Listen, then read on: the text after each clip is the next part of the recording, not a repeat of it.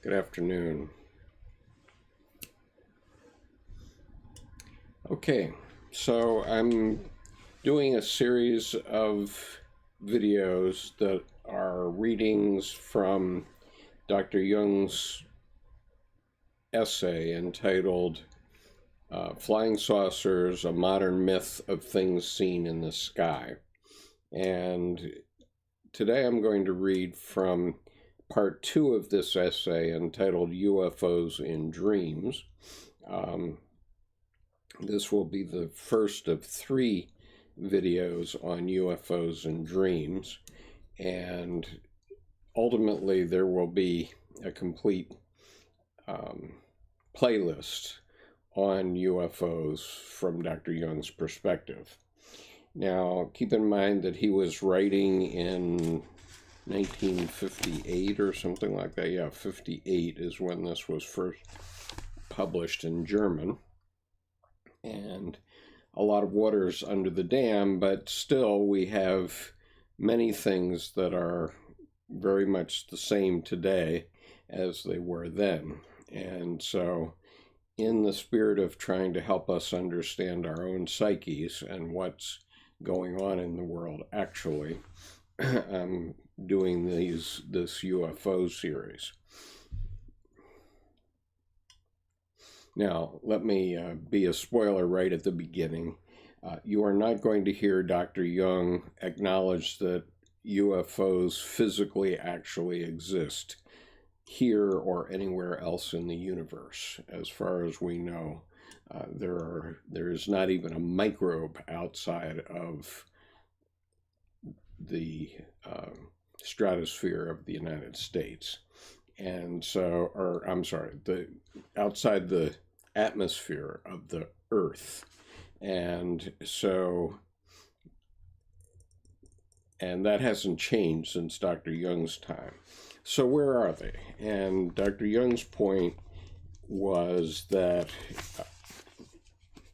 the psyche is real, and these are factors that are in the psyche, and so we therefore need to consider them from a psychological, psychiatric point of view.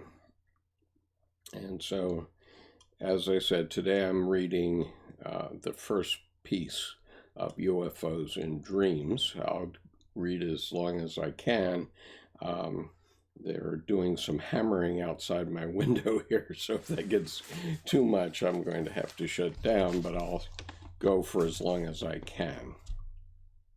So, Dr. Jung, UFOs in Dreams, paragraph 626.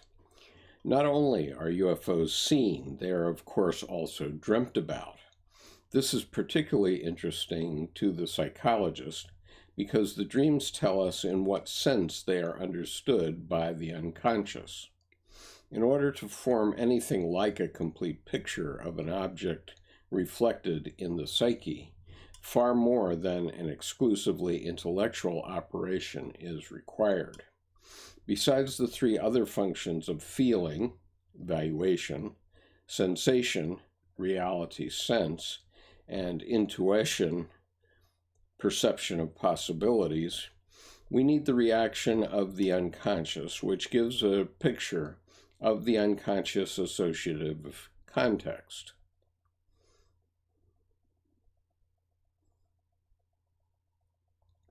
It is this total view that alone makes possible a whole judgment on the psychic situation constellated by the object. An exclusively intellectual approach is bound to be from 50 to 75% unsatisfactory. By way of illustration, I shall cite 2 dreams dreamt by an educated lady. She had never seen a UFO, but was interested in the phenomenon without being able to form a definite picture of it. She did not know the UFO literature, nor was she acquainted with any ideas on the subject. Dream 1. I was going down the Champs-Élysées in a bus with many other people. Suddenly the air raid warning sounded. The bus stopped and all the passengers jumped out and the next moment they had disappeared into the nearest houses, banging the doors behind them. I was the last to leave the bus. I tried to get into a house, but all the doors with their polished brass knobs were tightly shut, and the whole Champs-Élysées was empty. I pressed against the wall of a house and looked up at the sky. Instead of the expected bombers, I saw a sort of flying saucer, a metallic sphere shaped like a drop. It was flying along quite slowly from north to east, and I had the impression that I was being observed. In the silence, I heard the high heels of a woman who was walking alone on the empty sidewalk down the Champs-Élysées. The atmosphere was most uncanny. Dream 2, about a month later. I was walking at night in the streets of a city. Interplanetary machines appeared in the sky, and everyone fled. The machines looked like large steel cigars. I did not flee. One of the machines spotted me and came straight toward me in an oblique angle. I think Dr. Jung says that one should not run away, so I stand still and look at the machine. From the front, seen close to, it looked like a circular eye, half blue, half white. A room in a hospital. My 2 chiefs come in, very worried, and asked my sister how it was going. My sister replied that the mere sight of the machine had burnt my whole face. Only then did I realize that they were talking about me and that my whole head was bandaged, although I could not see it. Commentary to Dream 1. The dream describes, as the exposition of the initial situation, a mass panic as at an air raid warning. A UFO appears, having the form of a drop. A fluid body assumes the form of a drop when it is about to fall, from which it is clear that the UFO is conceived as a liquid falling from the sky, like rain. This surprising drop form of the UFO and the analogy with a fluid occur in the literature. Footnote: a report on the case of Captain Mantell, now become a classic, speaks of the UFO's resemblance to a teardrop and says it behaved like a fluid. This is from a book called Flying Saucers on the Attack. Back to the text. Presumably, it is meant to express the commonly reported changeability of the UFO's shape. This heavenly fluid must be of a mysterious nature and is probably a conception similar to that of the alchemical aqua permanens, the permanent water, which was also called heaven in 16th century alchemy and stood for the quinta essentia. This water is the deus ex machina of alchemy, the god from machine of alchemy. The wonderful solvent, the word solutio, being used equally for a chemical solution and for the solution of a problem. Indeed, it is the great magician Mercurius himself, the dissolver and hinder, salve et coagula, the physical and spiritual panacea, which at the same time can be something threatening and dangerous and falls as the aqua celestis from heaven, as the water of heaven. Paragraph 629. Just as the alchemists speak of their stone, which is no stone, so also of their philosophical water, which is no water but quicksilver, and no ordinary quicksilver at all at that. Actually, it says, and no ordinary Hg, which I think must be mercury at that, but a spirit, pneuma. I'll read this, I'll read that sentence again. but I'm going to adjust it so it's a little bit more understandable. Just as the alchemists speak of their stone, which is no stone, so also of their philosophical water, which is no water, but quicksilver, and no ordinary mercury at that, but a spirit, pneuma. It represents the arcane substance which, during the alchemical operations, changes from a base metal into a spiritual form, often personified as the Filius Hermaphroditus, Filius Macrocosmi, etc. The water of the philosophers is the classic substance that transmutes the chemical elements, and during their transformation is itself transformed. It is also the redeeming spirit. These ideas began far back in the literature of antiquity, underwent further development during the Middle Ages, and even penetrated into folklore and fairy tale. A very ancient text, possibly 1st century A.D., says that in the stone that is found in the Nile there is a spirit. Reach in thy hand and draw forth the spirit. That is the exhydragirosis, the expulsion of the quicksilver. For a period of nearly 1700 years, we have ample testimonies to the effectiveness of this animistic archetype. Mercurius is on the one hand a metal, and on the other hand a fluid that can easily be volatilized, i.e., changed into vapor or spirit. This was known as Spiritus Mercurii and was regarded as a kind of panacea, savior and servitor mundi, preserver of the world.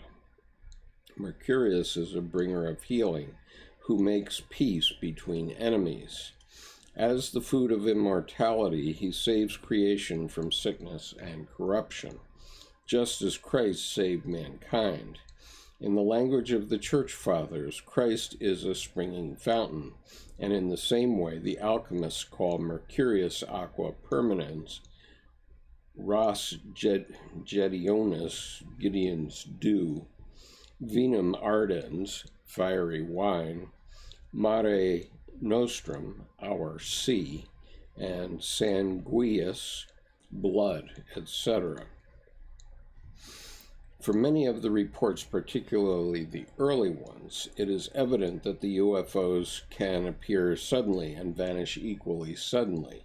They can be tracked by radar, but remain invisible to the eye, and conversely can be seen by the eye, but not detected by radar. UFOs can make themselves invisible at will, it is said, and must obviously consist of a substance that is visible at one moment and invisible the next. The nearest analogy to this is a volatile liquid, which condenses out of an invisible state into the form of drops.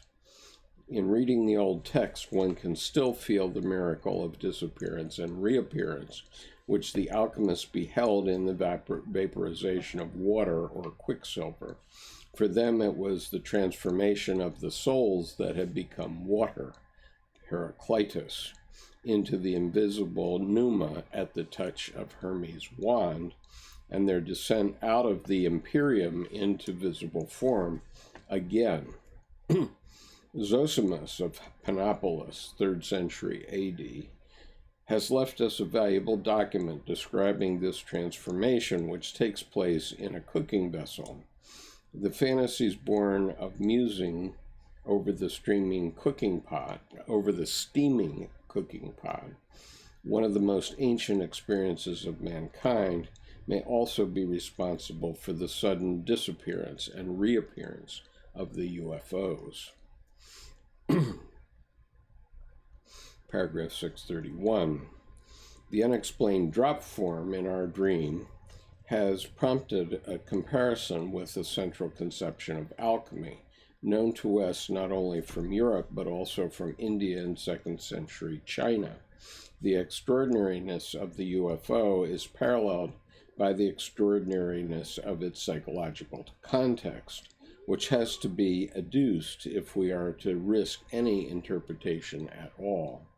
Considering the essential weirdness of the UFO phenomenon, we cannot expect the familiar rationalistic principles of explanation to be in any way adequate. The psychoanalytic approach to the problem could do nothing more than turn the whole idea of UFOs into a sexual fantasy, at most arriving at the conclusion that a repressed uterus was coming down from the sky. This would not fit in too badly with the old medical view of hysteria as a wandering of the uterus, especially in the case of a woman who had an anxiety dream. But then, what about the masculine pilots, who are the chief authors of the rumor? The language of sex is hardly more significant than any other symbolic means of expression. This type of explanation is, at bottom, just as mythological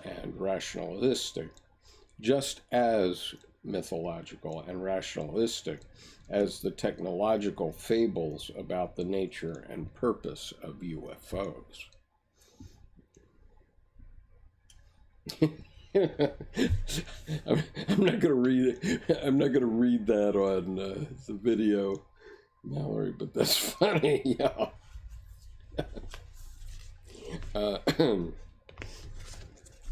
The dreamer knew enough about psychology to realize in her second dream the necessity of not giving in to her fear and running away, as she would dearly have liked to do. But the unconscious created a situation in which this way out was barred. Consequently, she had an opportunity to observe the phenomenon at close quarters. It proved to be harmless. Indeed, untroubled footsteps of a woman point to someone who either is not aware of it at all or is free from fear. Commentary to Dream 2, paragraph 633. The exposition begins with a statement that it is night and dark, a time when normally everyone is asleep and dreaming. As in the previous dream, panic breaks out. A number of UFOs appear. Recalling the first commentary, we could say that the unity of the self is a superordinate, semi-divine figure, has broken up into a plurality. On a mythological level, this would correspond to a plurality of gods, godmen, demons, or souls. In Hermetic philosophy, the arcane substance has 1,000 names, but essentially it consists of the one and only, i.e., God. And this principle only becomes pluralized through being split up, multiplicatio. The alchemists were consciously performing an opus divinum, a divine work, when they sought to free the soul in chains, i.e., to release the demiurge distributed and imprisoned in his own creation and restore him to his original condition of unity. Looked at psychologically, the plurality of the symbol of unity signifies a splitting into many independent units, into a number of selves, and one metaphysical principle, representing the idea of monotheism, is dissolved into a plurality of subordinate deities. From the standpoint of Christian dogma, such an operation could easily be construed as arch heresy, were it not that this view is contradicted by the unequivocal saying of Christ, "Ye are gods," and by the equally emphatic idea that we are all God's children, both of which presuppose man's at least potential kinship with God.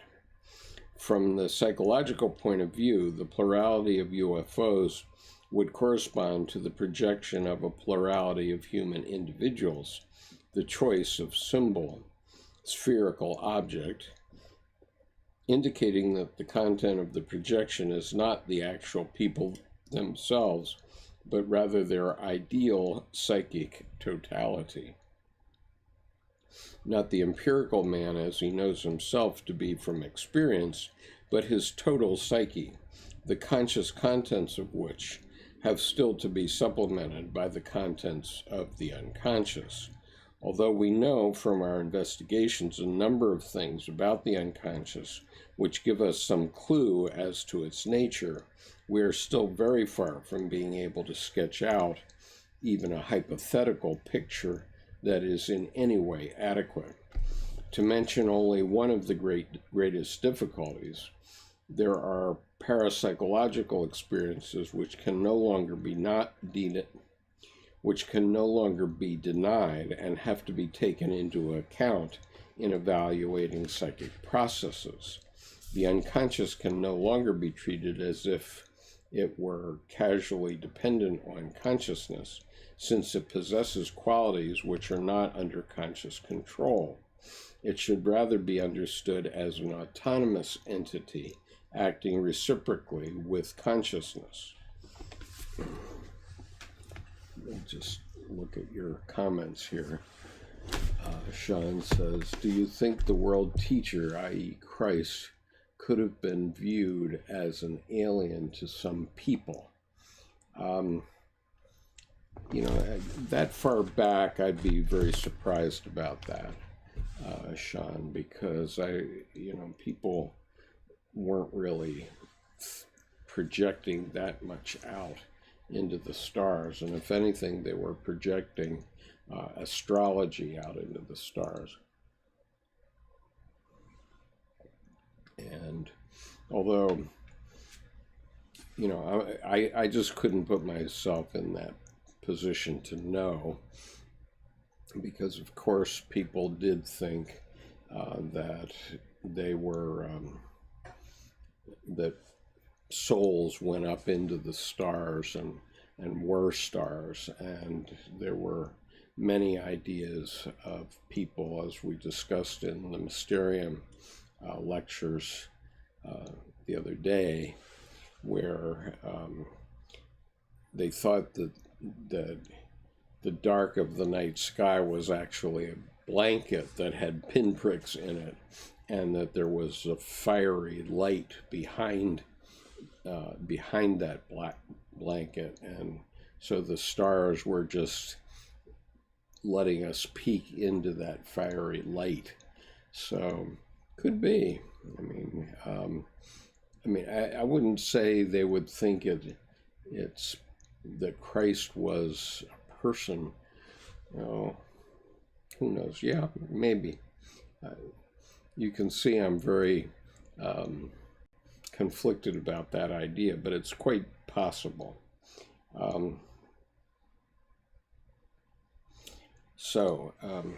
I'll read another paragraph or two. Hello, Rohan, welcome. Paragraph 635. The plurality of UFOs, then, is a projection of a number of psychic images of wholeness which appear in the sky because, on the one hand, they represent archetypes charged with energy, and on the other hand, are not recognized as psychic factors.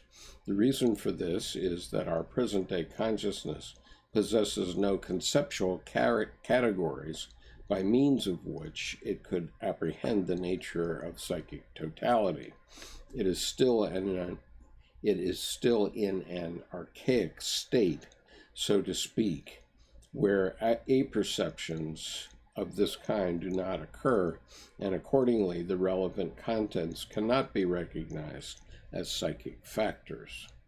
Moreover, it is so trained that it must think of such images not as forms inherent in the psyche, but as existing somewhere in extra-psychic metaphysical space, or else as historical facts. When, therefore, the archetype receives from the conditions of the time and from the general psychic situation an additional charge of energy, it cannot, for the reasons I have described, be integrated directly into consciousness, but is forced to manifest itself indirectly in the form of spontaneous projections. The projected image then appears as an ostensibly physical fact, independent of the individual psyche and its nature. In other words, the rounded wholeness of the mandala becomes a spaceship controlled by an intelligent being. The usually lens-shaped form of the UFOs may be influenced by the fact that psychic wholeness, as the historical testimonies show, has always been characterized by certain cosmic affinities. The individual soul was thought to be a heavenly origin, thought to be of heavenly origin, a particular of the world's soul, and hence a microcosm, a reflection of the macrocosm. Leibniz's monadology is an eloquent example of this. The macrocosm is the starry world around us, which, appearing to the naive mind as spherical, gives the soul its traditional spherical form. Actually, the astronomical heavens are filled with mainly lens-shaped agglomerations of stars, the galaxies, similar in form to that of the UFOs. This form may possibly be a concession to the recent astronomical findings. For to my knowledge, there are no older traditions that speak of the soul having the form of a lens. Here we may have an instance of an older tradition being modified by recent additions to knowledge, and influencing of primordial ideas by the latest acquisitions of consciousness, like the frequent substitution of automobiles and airplanes for animals and monsters in modern dreams. Let's see. Sean says, my mom told me a story of her dad sitting down with generals and a pilot at her dining room table. She remembered sneaking down after her bedtime. Her father told the pilot not to report what he saw, or he would be grounded. Okay, could easily have come out of a dream that a child could have, I suppose. I can send you a pretty cool article my grandfather wrote if you're interested. That would be interesting. We'll look into reading that on the Monday night session. Mallory says, maybe the generals were lovers. Yep, could have been. And Grenade, I had a dream once involving a UFO using a laser beam to burn everything. It was really weird. Okay. You know my policy. I don't interpret other people's dreams except if I'm reading something from Dr. Jung or I'm talking about my own dreams. So I don't know if that dream is weird or not. But when we were talking about dreams in the Mysterium seminar the other day, we were talking about the eye and being watched, so that might relate to that.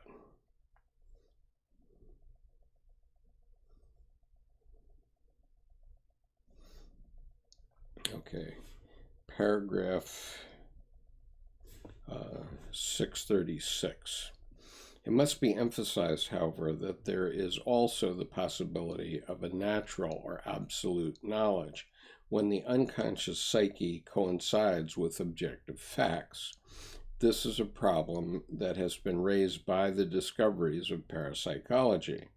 Absolute knowledge occurs not only in telepathy and precognition, but also in biology. For instance, in the attunement of the virus of hydrophobia to the anatomy of dog and man as described by Portman. The wasp's apparent knowledge of where the motor ganglia are located in the caterpillar, that is, to nourish the wasp's progeny, the emission of light by certain fishes and insects with almost 100% efficiency, the directional sense of carrier pigeons, the warning of earthquakes given by chickens and cats, and the amazing cooperation found in symbiotic relationships. How did that sentence begin?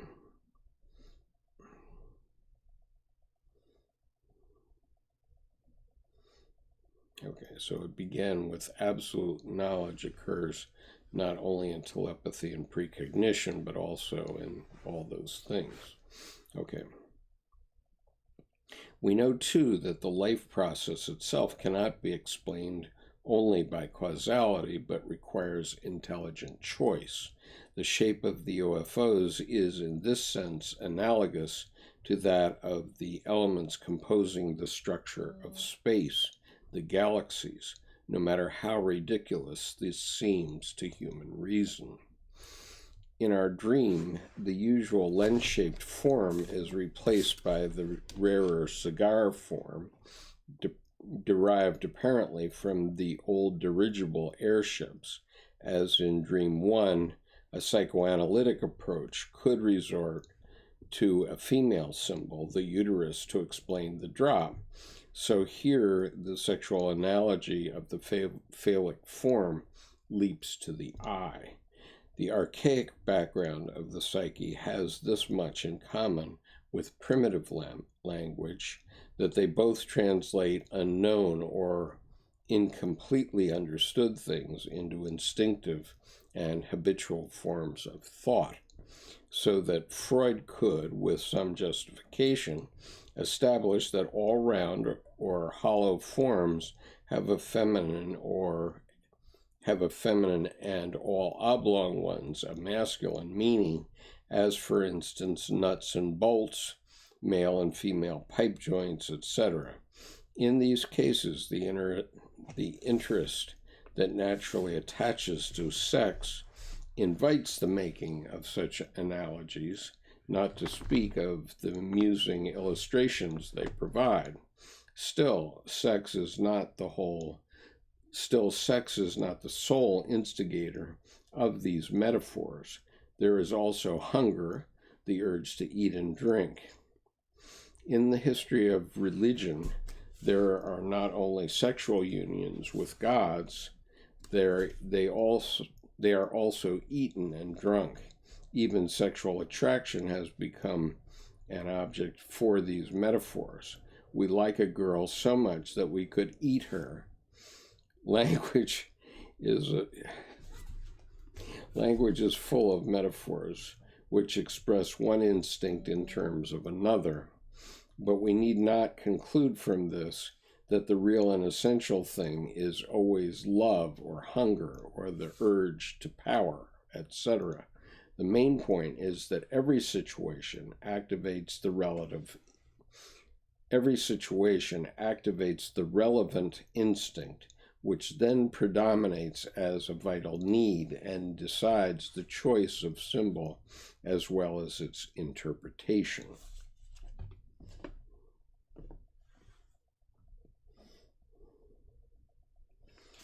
In a footnote here, he says, the phallus is not just a sign that indicates the penis, it is a symbol because it has so many other meanings.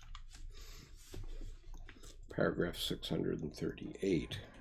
Probably there is a phallic analogy in the dream, which, in accordance with the meaning of this exceedingly archaic symbol, gives the UFO the character of something procreative, fructifying, and, in the broadest sense, penetrating. In ancient times, the feeling of being penetrated by or of receiving the god was allegorized by the sexual act, but it would be a gross misunderstanding to interpret a genuine religious experience as a repressed sexual fantasy on account of a mere metaphor. The penetration can also be expressed by a sword, spear, or arrow. The dreamer does not flee from the menacing aspect of the UFO, even when she sees it coming straight at her. During this confrontation, the original spherical or lens-shaped aspect reappears in the form of a circular eye. This image corresponds to the traditional eye of God, which, all-seeing, searches the hearts of men, laying bare the truth and pitilessly exposing every cranny of the soul. It is a reflection of one's insight into the total reality of one's own being. Starting to go cross-eyed, but let's keep going.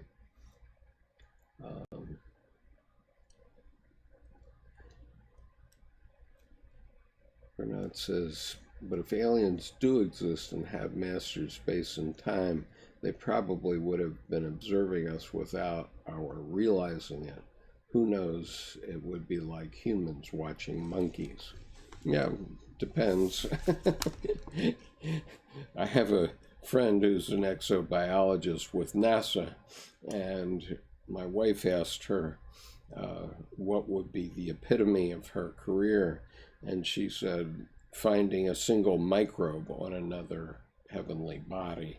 So if we could find a microbe on Mars, she'd be very pleased and feel her whole career had been worthwhile.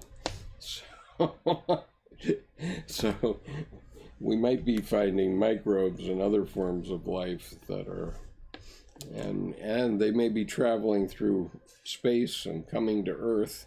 We don't know. Maybe we're the aliens. Anyway, that's all speculation. Paragraph 640. The eye is half blue, half white.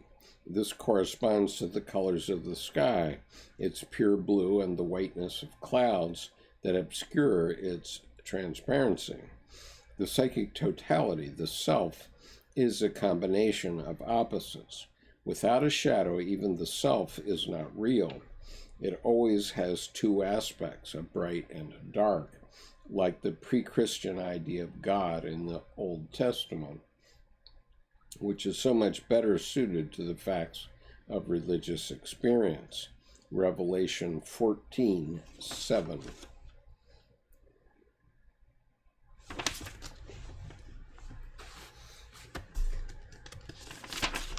Okay, sort of stopped in the middle of a sentence, it looks like. So let me go back and begin that sentence and then turn the page.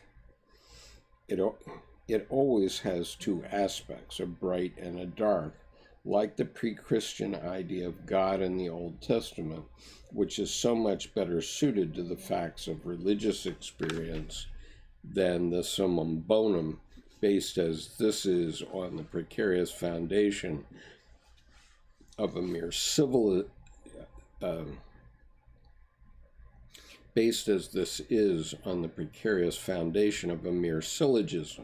the privatio boni. Even the highly Christian Jacob Boehme could not escape this insight and gave eloquent expression to it in his 40 questions concerning the soul. Okay, the privatio boni is the idea that there is no such thing as evil, only good, and evil is simply a privation of good.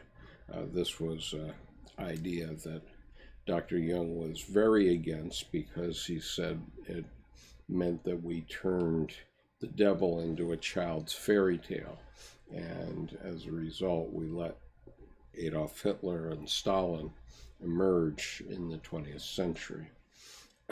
Let's see.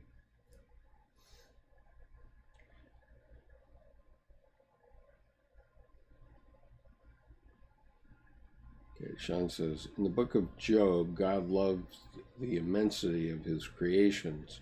It is my belief that we should practice imagining immensity with imagining ourself in the dream. Makes sense, Sean.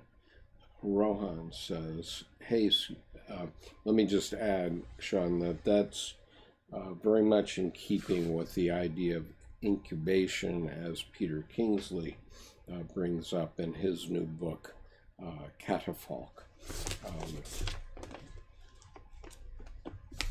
And then Rohan says, "Hey Skip, I see in the YouTube references that you have a link for Edinger's Individuation lecture. Is this a re-upload of the lecture that got taken down a few months back?"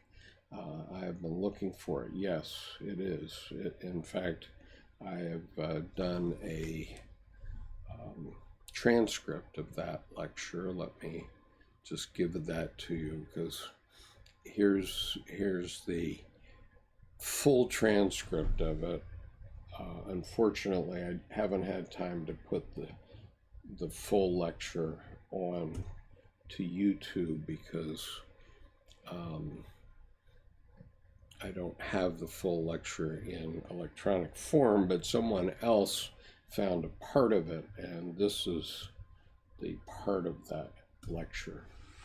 Okay, so I hope that's helpful. The first link is to my transcript of the full lecture, so you can see exactly what we're talking about here.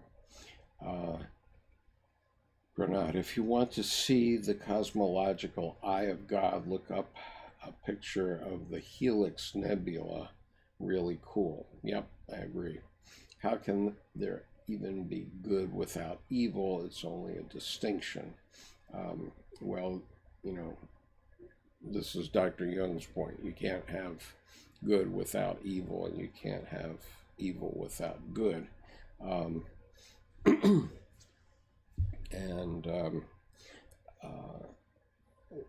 By underestimating the evil of evil, we've allowed evil to come out into our society, and we need to wake up and realize that we need to inquire of our own ethical foundations. And by that I don't mean the Ten Commandments or any religious strictures, but the fact that we have ethical archetypes within the psyche, and those, we need to call upon those and understand what is good and what is evil.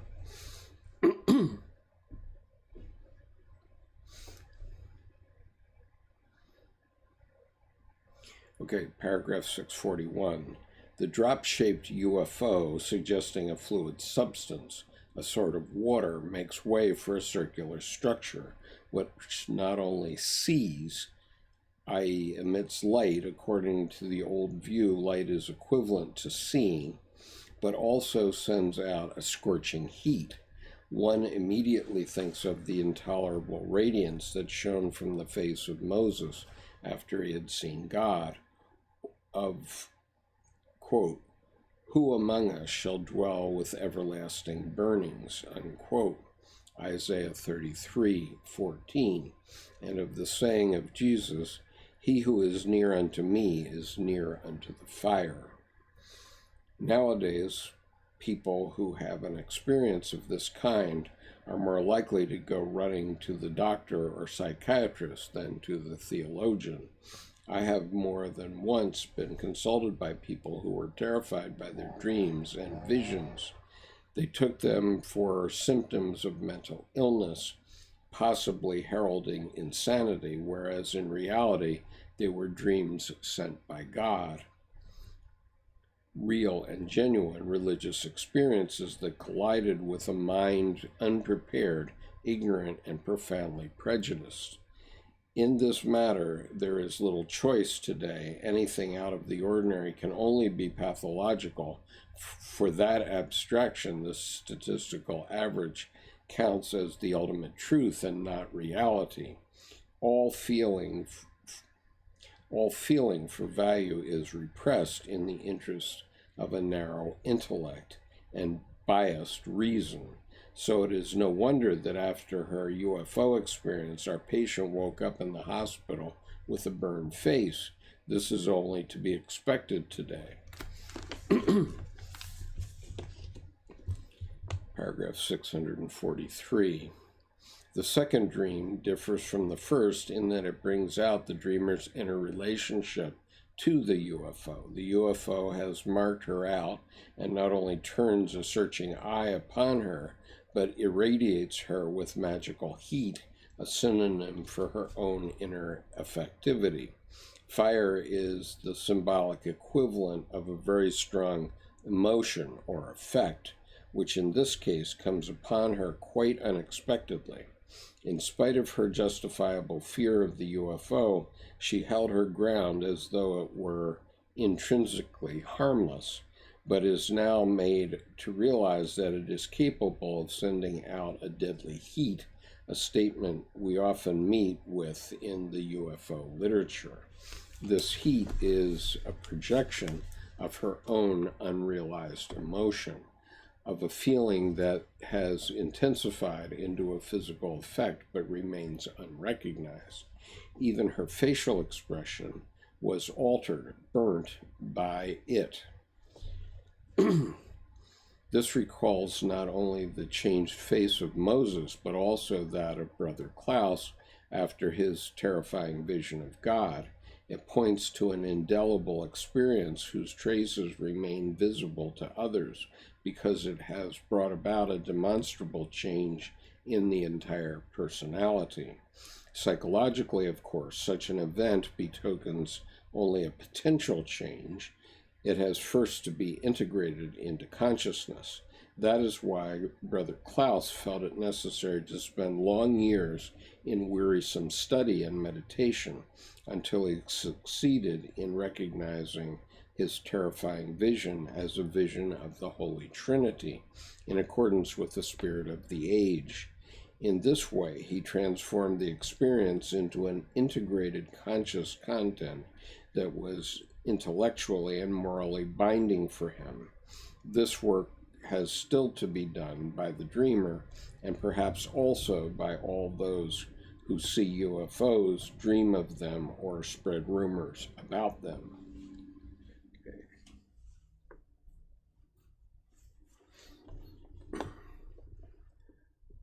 Okay, cheers. Thanks, Rohan.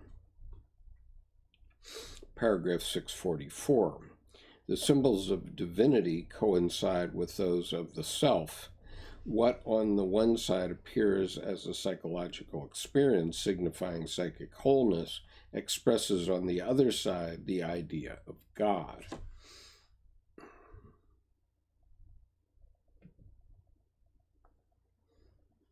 This is not to assert a metaphysical identity of the two, but merely the empirical identity of the images representing them, which all originate in the human psyche, as our dream shows. What the metaphysical conditions are for the similarity of the images is, like everything, transcendental, beyond human knowledge.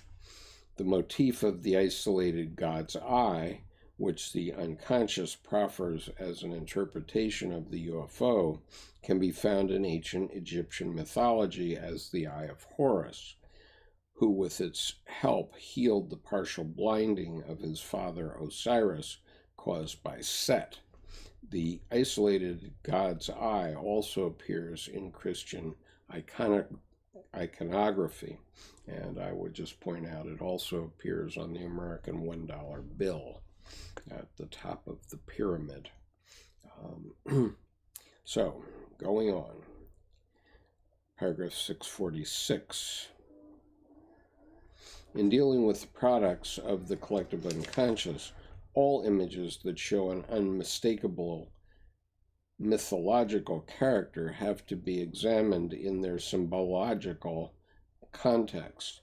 They are the inborn language of the psyche and its structure, and as regards their basic form, are in no sense individual acquisitions. Despite its preeminent capacity for learning and for consciousness, the human psyche is a natural phenomenon like the psyche of animals, and is rooted in inborn instincts which bring their own specific forms with them, and so constitute the heredity of the species.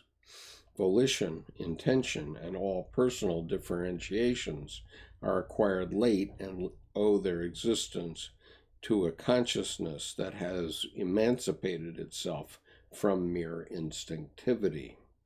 Wherever it is a question of archetypal formations, personalistic attempts at explanation lead us astray. The method of comparative symbology, on the other hand, not only proves fruitful on scientific grounds, but makes a deeper understanding possible in practice. The symbological or amplificatory approach produces a result that looks at first like a translation back into primitive language. And so it would be if understanding with the help of the unconscious was a purely intellectual exercise and not one that brought our total capacities into play. In other words, besides its formal mode of manifestations, the archetype possesses a numinous quality, a feeling value that is highly effective in practice.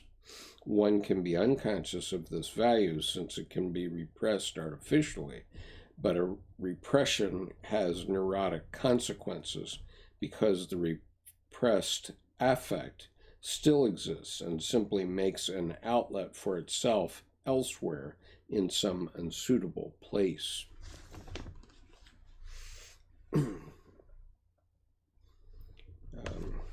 Okay, carrying on. Paragraph 647. And I'm reading from C.G. Jung's Civilization in Transition, Volume 10 of the collected works of C.G. Jung.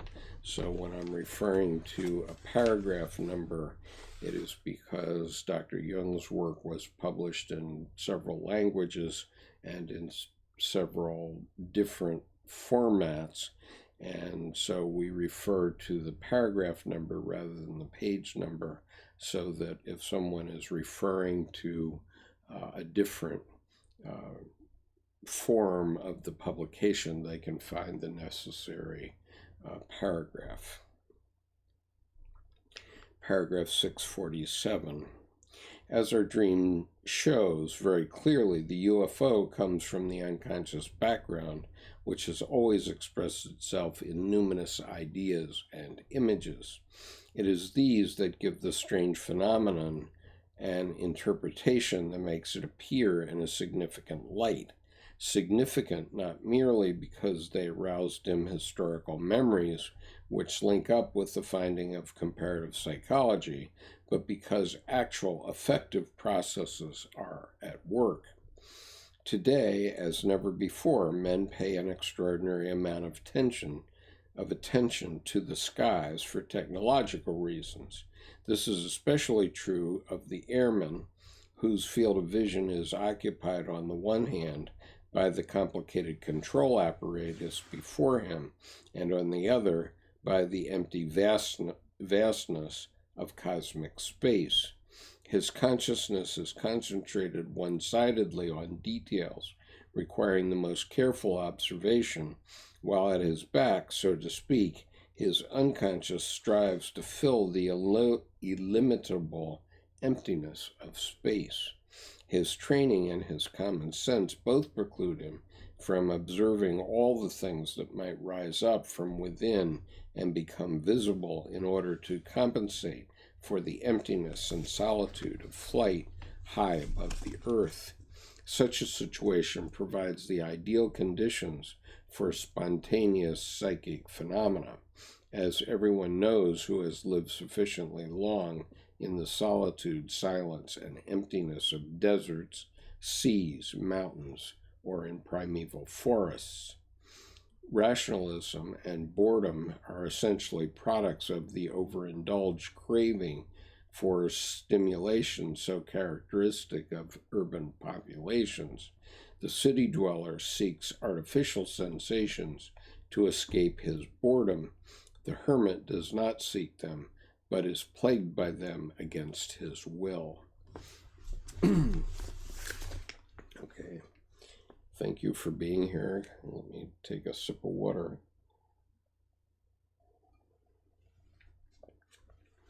Paragraph 649. We know from the life of ascetics and anchorites that, whether they would or no, and without any assistance from consciousness, spontaneous psychic phenomena rose up to compensate their biological needs, numinous fantasy images, visions, and hallucinations that were evaluated either positively or negatively. Those positively evaluated derived from a sphere of the unconscious felt to be spiritual. The others, obviously, from the instinctual world, they knew only too well, where loaded dishes and flagons and luscious meats stilled their hunger, seductive and voluptuous beings yielded themselves to their pent-up sexual desires. Riches and worldly power took the place of poverty and lack of influence, and bustling crowds, noise, and music enlivened the intolerable silence and loneliness. Although it is easy to speak here of images caused by repressed wishes and to explain the projections of fantasies that way, it does not explain the visions that were evaluated positively, because they did not correspond to the repressed wish, but to one that was fully conscious and therefore could not produce a projection. A psychic content can only appear as a projection when its connection with the ego personality is not recognized. For this reason, the wish hypothesis must be discarded. I'll just reread those last two sentences because this is where Dr. Jung, among other places, is turning away from Freud's idea of the psyche, because Dr. Freud used the wish hypothesis about dreams. Reading it once more. A psychic content can only appear as a projection when its connection with the ego personality is not recognized. For this reason, the wish hypothesis must be discarded. Paragraph 650. The hermits sought to attain a spiritual experience, and for this purpose they mortified the earthly man. Naturally enough, the affronted world of instinct reacted with unseemly projections, but the spiritual sphere, too, responded with projections of a positive nature, most unexpectedly to our scientific way of thinking, for the spiritual sphere had not been neglected in any way. On the contrary, it was nurtured with the greatest possible devotion by means of prayer, meditation, and other spiritual exercises. So according to our hypothesis, it should have had no need of compensation. Its one-sidedness, which insisted on mortifying the body, was already compensated by the violent reaction on the part of the instincts. Nevertheless, the spontaneous appearance of positive projections in the form of numinous images was experienced as grace and felt to be a divine revelation, and indeed they are characterized as such by the content of the visions. Psychologically speaking, these visions function as exactly the same way as the visions produced by the neglected instincts, despite the undeniable fact that the saints did everything to foster their spirituality. They did not mortify the spiritual man and therefore needed no compensation in this respect. Okay.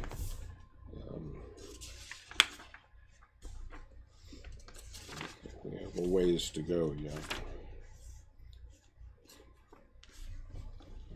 Paragraph 651.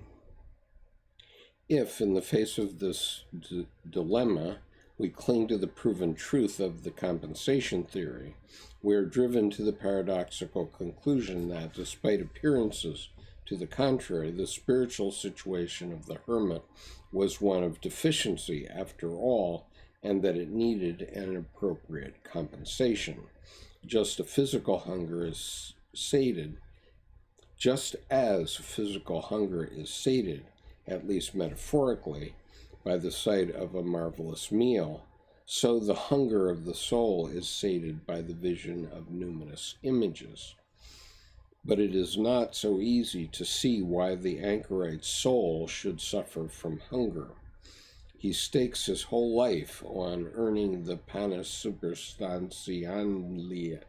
supersubstantialis, the superessential bread, which alone appeases his hunger, and besides that he has the faith, doctrines, and means of grace of the Church at his disposal.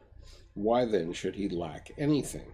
All this he has, but the fact remains that he is not nourished by it, and his unappeasable desire remains unfulfilled.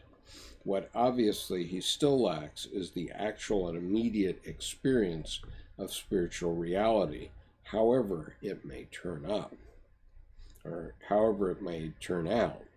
Whether it presents itself to him more or less concretely or symbolically makes little difference. In any case, he is not expecting the physical tangibility of any earthly thing, but rather the sublime intangibleness of a spiritual vision. This experience is in itself a compensation for the barrenness and emptiness of traditional forms, and accordingly he values it above all else. For in fact, there appears before him, uncreated by himself, a numinous image which is just as real and actual, because it acts upon him as the illusion spun by his neglected instincts. It is, however, as much desired by him on account of its reality and spontaneity as the illusions of his senses are undesired. So long as the numinous contents can avail themselves in one way or another of the traditional forms, there is no cause for disquiet. But when they betray their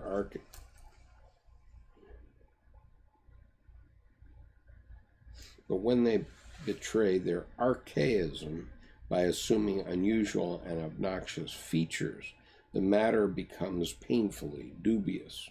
The saint then begins to doubt whether they are any less illusory than the delusions of the senses. Indeed, it may even happen that a revelation originally regarded as divine is subsequently damned as a deception of the devil. The criterion of distinction is simply and solely tradition, not reality or unreality, as in the case of a real or illusory meal. The vision is a psychic phenomenon, just as are its numinous contents. Here, spirit answers spirit, whereas in a fast, the need for food is answered by an hallucination and not by a real meal. In the first case, the bill is paid in cash. In the second case, by an unbacked check. The one solution is satisfying, the other obviously not.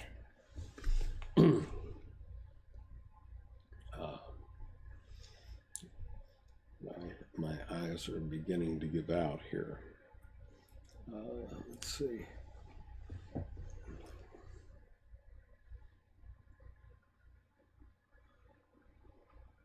Sean says the part about being an airman shared the insight of immensity and maintenance, all while the attention is put on them not to be petrified by the whole experience.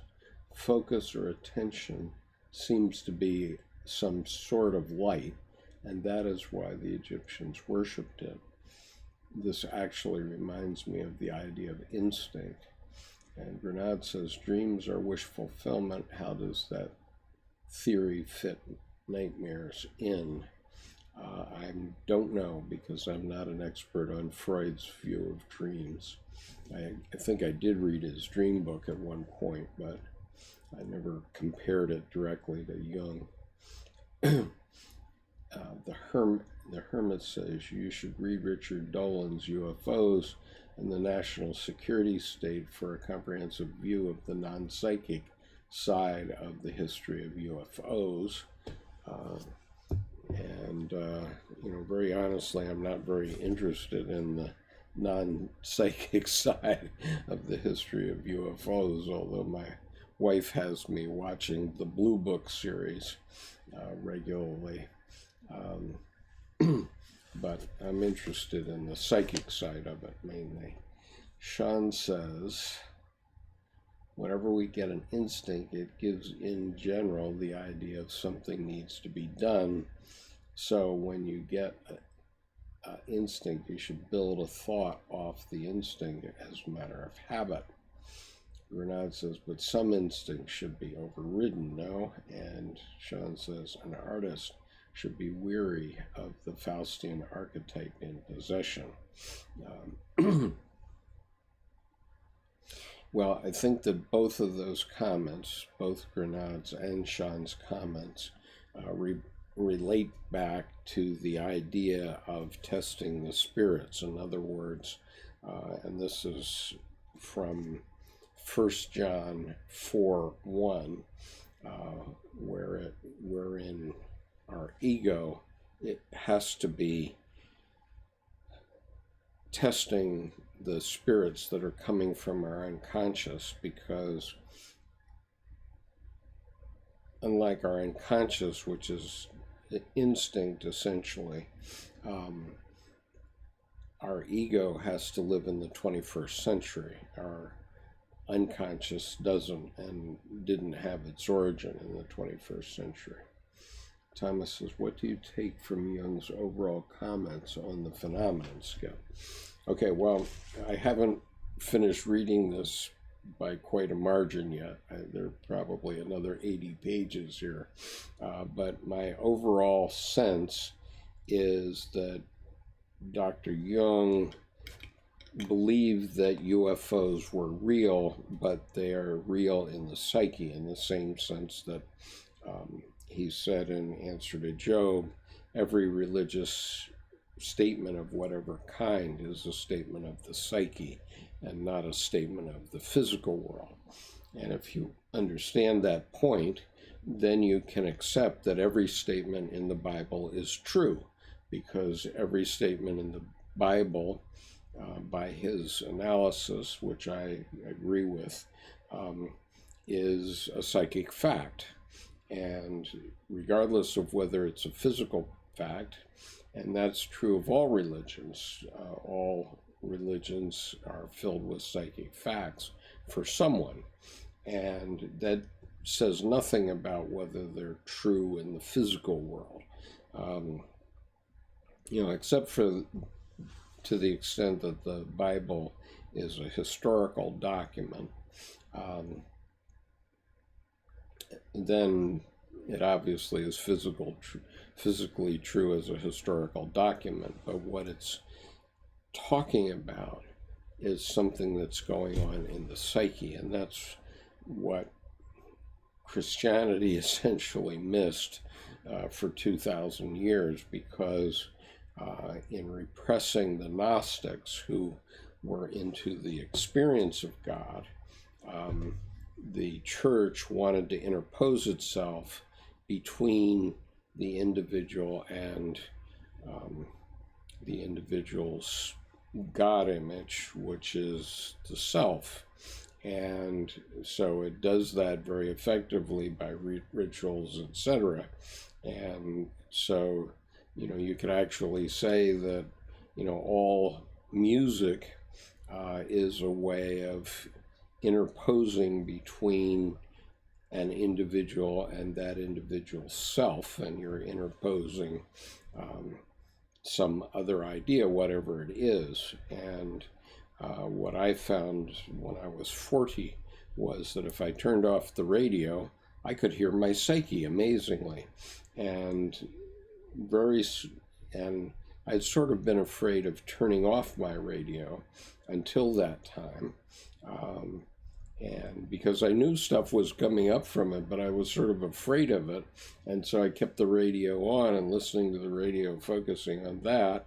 But once I turned it off and started to listen to myself, I found that I couldn't go back to listening to music. And today, I listen very rarely, partially because I have very severe tinnitus, and so I don't enjoy it the way I did in the past.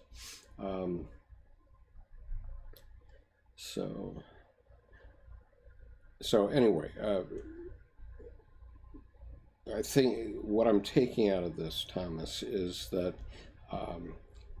Dr. Jung did think that the UFO phenomenon was real, but real as a psychic fact, and therefore it had to be looked at as psychic facts, not as physical facts, in the same sense as religion is psychic facts, not physical facts. And if we can ever get around to getting more people understanding that distinction, then lots of things follow from that. We can stop killing one another over a difference in religion, because all the religious facts are true on every side, and they're all pointing to the same thing, which is the self. At least that's my view.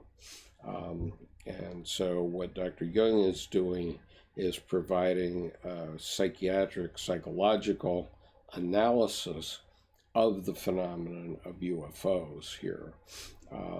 And obviously, he leaves open the possibility that, yeah, maybe you could someday have a physical appearance of a UFO, but now that we have a little more science going for us, we're now 61 years later, and we have the benefit of the Hubble and the Spitzer and the various space probes that we've put out into the universe, and so we know a lot more than we knew then.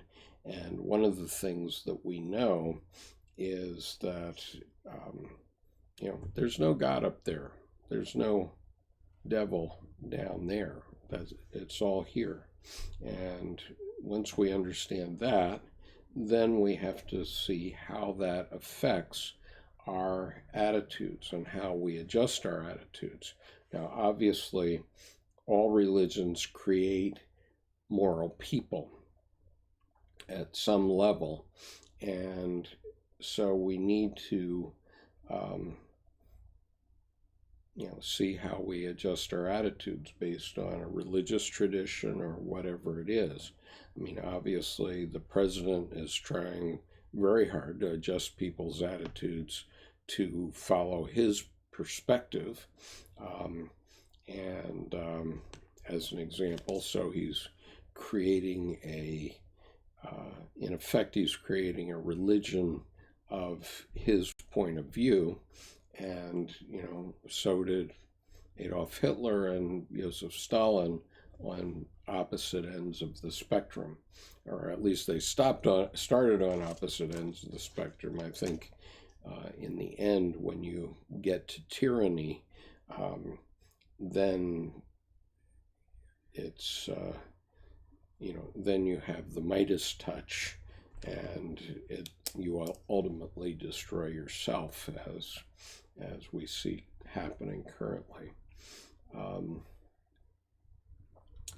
And Thomas, I feel for you if you have tinnitus. I know we've talked about that a little bit before, and I think you got yours from a guitar. I got mine from being on the pistol range in Quantico, and when I was 23 years old or something. The Hermits' Dolan does a weekly series on YouTube on the historical background behind the Blue Book episodes. If your wife is interested, I'll mention it to her. And Grenade, the Blue Book versus the Red Book. Yeah, I guess so. Thomas says, I too have tinnitus. Okay, Hermit says, how would Jung interpret civilizing hero myths like the Mesopotamian Apokalo? I don't know what Apokalo is, but what I would say is that the hero myths relate to the warrior archetype, and they point to the activities that young people should be going through, especially young men who are overtaken by the warrior archetype very typically. And then you have to reach a new level of maturity. And so this is one of my points here, which is that we don't adequately teach people the phases of life that they need to go through and the archetypes that will guide you through various stages of life. And for about 2 decades now, or almost since the first Star Wars movie, we've been selling only the hero journey. And that's all well and good. In episode 4 of Star Wars, which was the first movie, you have Luke Skywalker, who's this 25-year-old dude, coming out and being the hero and getting a medal and having all these people cheering around him, and it's all very wonderful. But then how's he going to go on with the rest of his life? I mean, is he going to reproduce? Is he going to do the other functions of a human life cycle? And so he successfully went through the hero's journey, but then he has to mature into something else. Let's see. Sean says, Da Vinci thought that painting was the ultimate expression of art because it's from the eye. Okay, yeah, and I like Da Vinci's way of thinking because he said that and I have this taped to my computer here, he who has access to the fountain does not go to the water jar. And the fountain is your own psyche sending you messages all the time, 7/24. And if you learn how to listen to them, then you don't have to follow other people's patterns. Let's see. Thomas says, before man could fly and before hot air balloons, there were no psychic UFO phenomena, were there? Actually, there were, and I'm going to get into that because I don't know what. Let's see here. I'll just give you a peek here.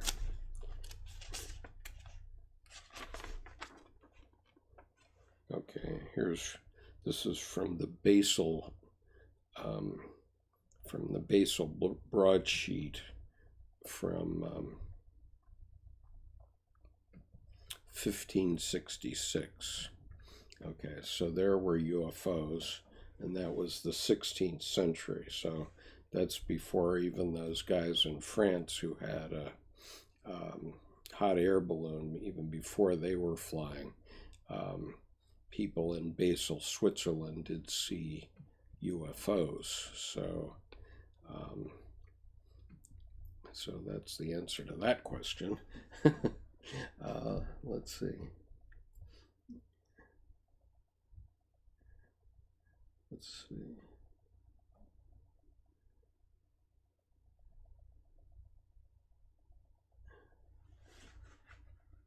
Anyway, I'm going to move on from your point, Thomas. And it seems to have begun mid-20th century. Ex nihilo post Hiroshima. It mainly has come immediately after the war, and it's not clear why. Obviously, there were many men, especially, who were heavily traumatized by the war, and I don't have an answer on that yet. Maybe Jung will speak to it a little later in this essay. And Grenade says, I think there's a God out there, and in the mind, God is everything. Okay, that's a fair assessment.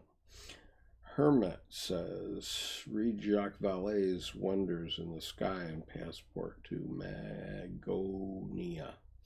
All right. The Grenade says, well, to be more accurate, God is everything and nothing.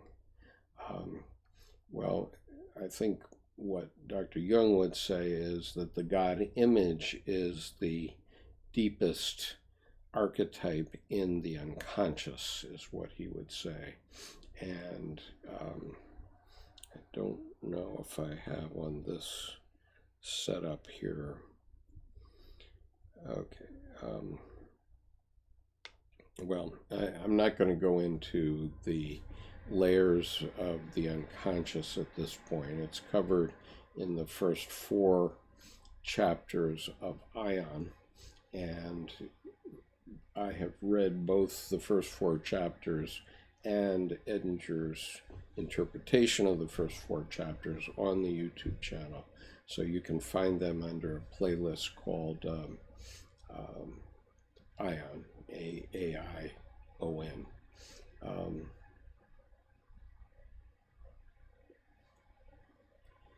And the hermit says, I was referring to the myths that describe deity as literally teachings the arts of civilization to humans.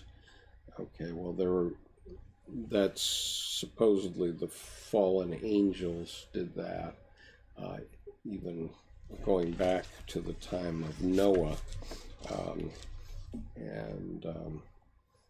So that's a myth. And we're talking about a modern myth here now, but Sean says there are geoglyphs on mountains that are very strange. Yes, many, Thomas. So it's an older phenomenon than I might have thought. Yes, that's true. And Hermit says Valley's work proves it, I believe. And, you know, also there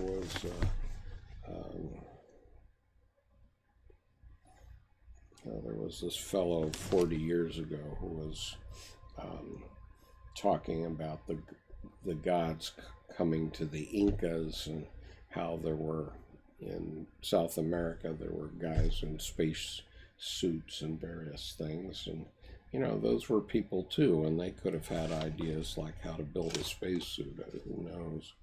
All right, let me see if I can get back into this.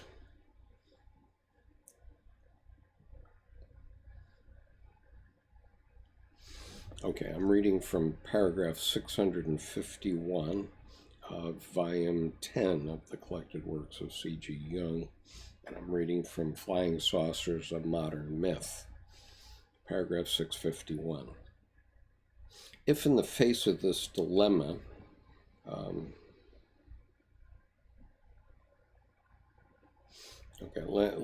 going to go back and read from the middle of the last paragraph just to get us back up to speed in what he was saying. Psychologically speaking, these visions function in exactly the same way as the visions produced by the neglected instincts, despite the undeniable fact that the saints did everything to foster their spirituality. They did not mortify the spiritual man and therefore needed no compensation in this respect. If, in the face of this dilemma, we cling to the proven truth of the compensation theory, we are driven to the paradoxical conclusion that, despite appearances to the contrary, the spiritual situation of the hermit was one of deficiency after all, and that it needed an appropriate compensation. Just as physical hunger is sated, at least metaphorically, by the sight of a marvelous meal, so the hunger of the soul is sated by the vision of numinous images. And this is sounding familiar, but let me go ahead and keep reading. But it is not so easy to see why the anchorite soul should suffer from hunger. He stakes his whole life on earning the panis supersubstantialis, the superessential bread, which alone appeases his hunger, and besides that he has the faith, doctrines, and means of grace of the church at his disposal. Why then should he lack anything? All this he has, but the fact remains that he is not nourished by it, and his unappeasable desire remains unfulfilled. What obviously he still lacks is the actual and immediate experience of spiritual reality, however it may turn out. Whether it presents itself to him more or less concretely or symbolically makes little difference. In any case, he is not expecting the physical tangibility of any earthly thing, but rather the sublime intangibleness of a spiritual vision. This experience is in itself a compensation for the barrenness and emptiness of traditional forms, and accordingly he values it above all else. For in fact, there appears before him, uncreated by himself, a numinous image which is just as real and actual because it acts upon him as the illusion spun by his neglected instincts. It is, however, as much desired by him on account of its reality and spontaneity as the illusions of his senses are undesired. So long as the numinous contents can avail themselves in one way or another of the traditional forms, there is no cause for disquiet. But when they betray their archaism by assuming unusual and obnoxious features, the matter becomes painfully dubious. The saint then begins to doubt whether they are less illusory than the delusions of the senses. Indeed, it may even happen that a revelation originally regarded as divine is subsequently damned as a deception of the devil. The criterion of distinction is simply and solely traditional, not reality or unreality, as in the case of a real or illusory meal. The vision is a psychic phenomenon, just as are its numinous contents.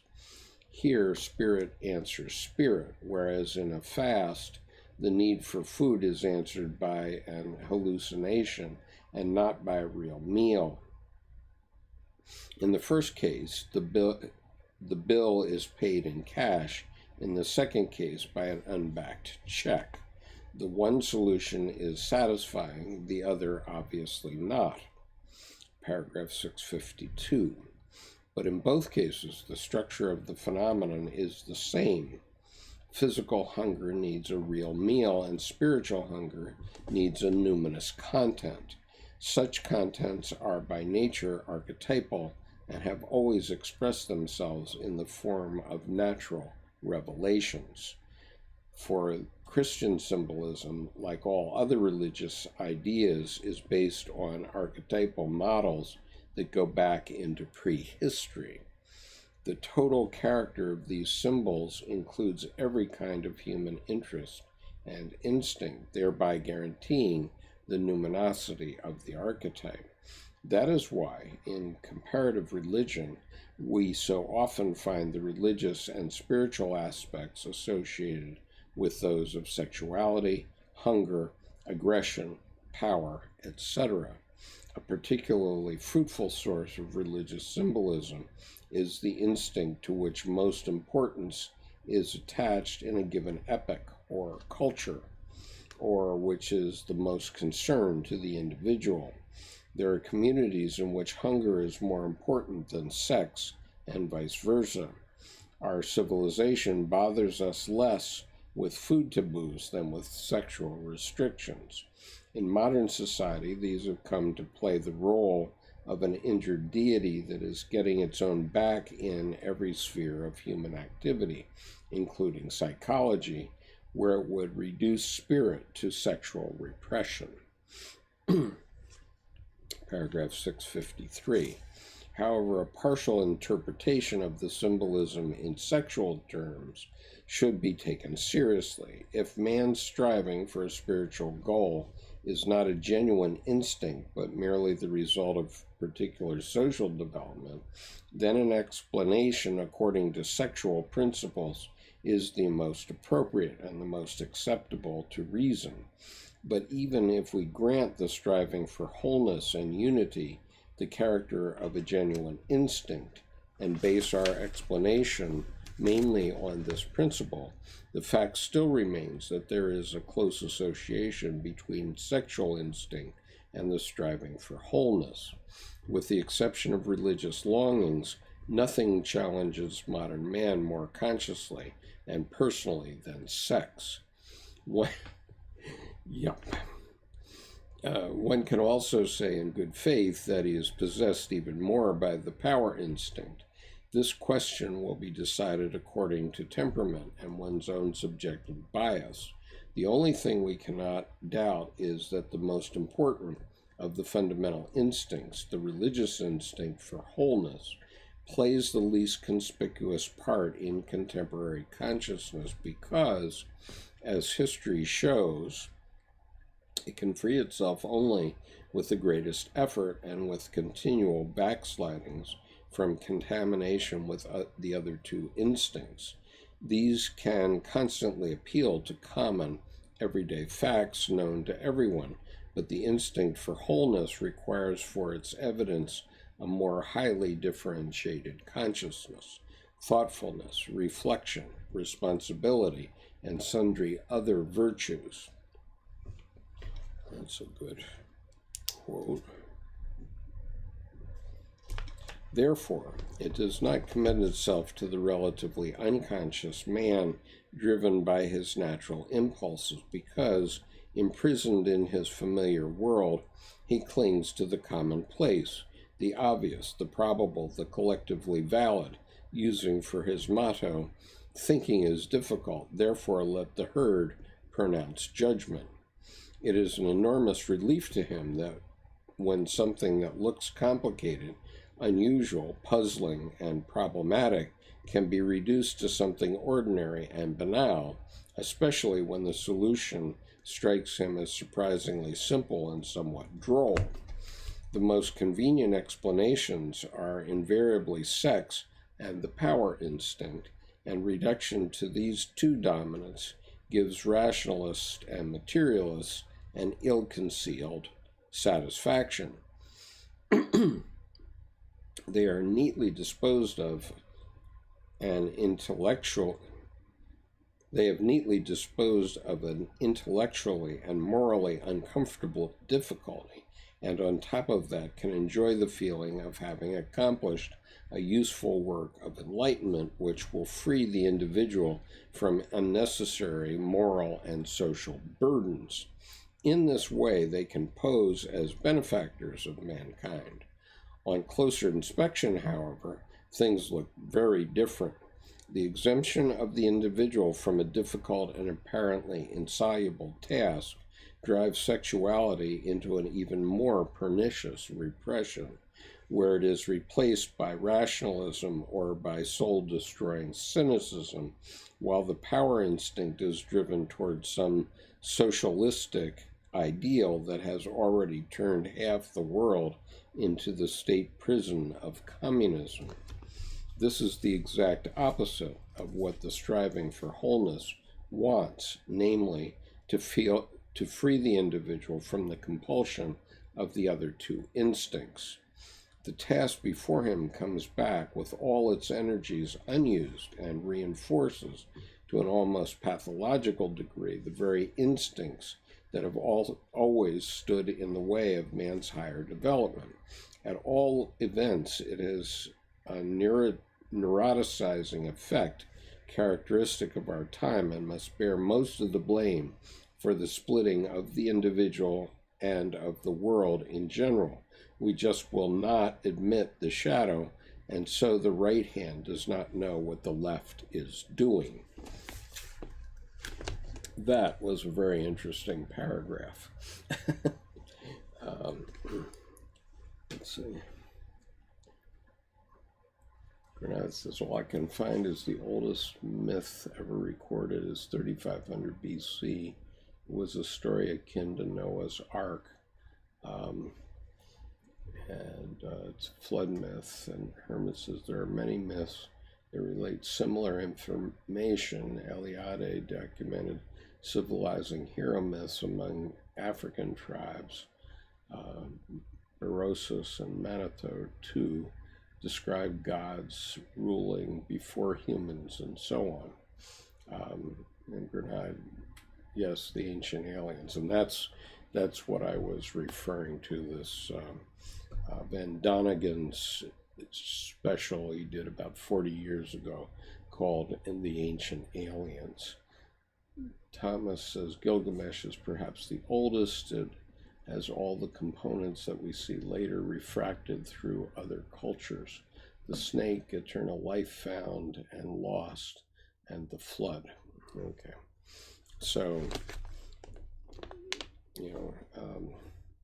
one guy that has done this left, right, and center is Jordan Peterson, who in Maps of Meaning very, very tightly discussed Gilgamesh and the early myths. And so if you're interested in that, I recommend Maps of Meaning. It's a very tightly packed book, though. I have read it on Audible, and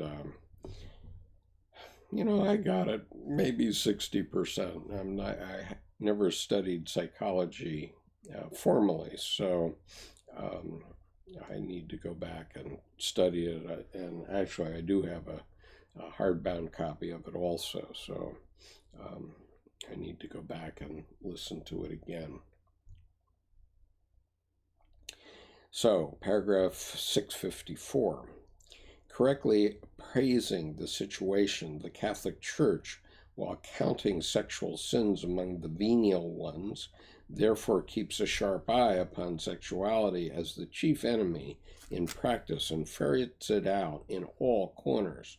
She thus creates an acute consciousness of sex, deleterious to weaker spirits, but of advantage in promoting reflection and broadening the consciousness of the stronger.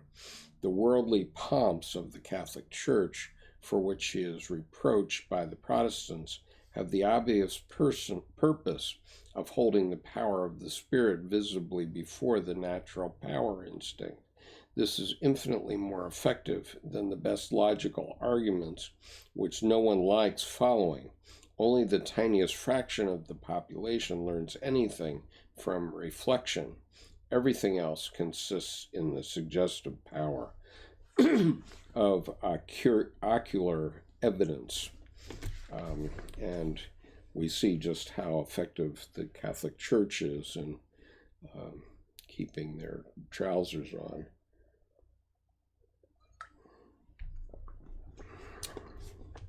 There are compensations. It's time for the Catholic Church to dump celibacy. That's obvious.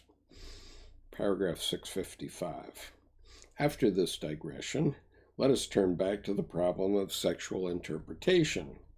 If we try to define the psychological structure of the religious experience which saves, heals, and makes whole, the simplest formula we can find would seem to be the following. In religious experience, man comes face to face with the psychically overwhelming other. As to the existence of this power, we have only assertions to go on, but no physical or logical proofs. It comes upon man in psychic guise. We cannot explain it as exclusively spiritual, for experience would immediately compel us to retract such a judgment, since the vision, according to the psychic disposition of the individual, often assumes the form of sexuality or of some other unspiritual instinct, impulse. Only something overwhelming, no matter what form of expression it uses, can challenge the whole man and force him to react as a whole. It cannot be proved that such things happen or that they must occur, nor is there any proof that they are anything more than psychic, since the evidence for them rests solely on personal statements and avowals.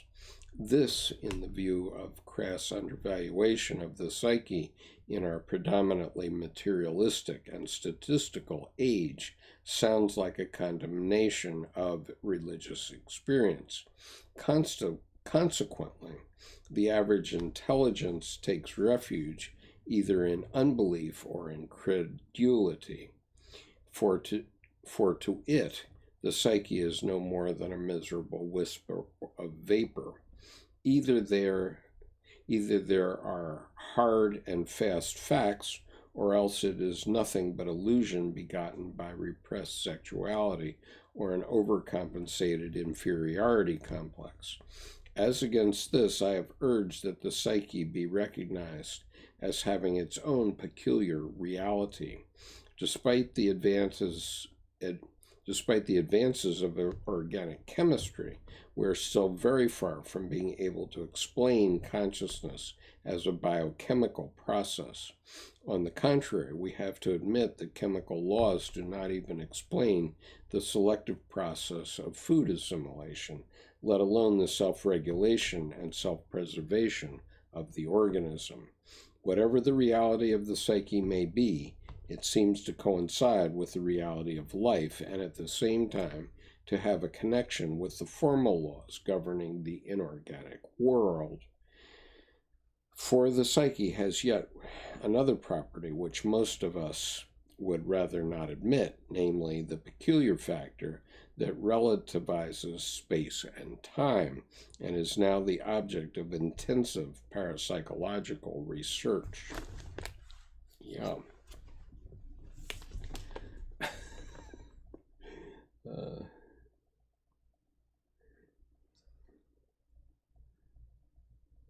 Supernet says would make for a cool sci-fi story if life came to Earth on an Ark spaceship built by the alien gods.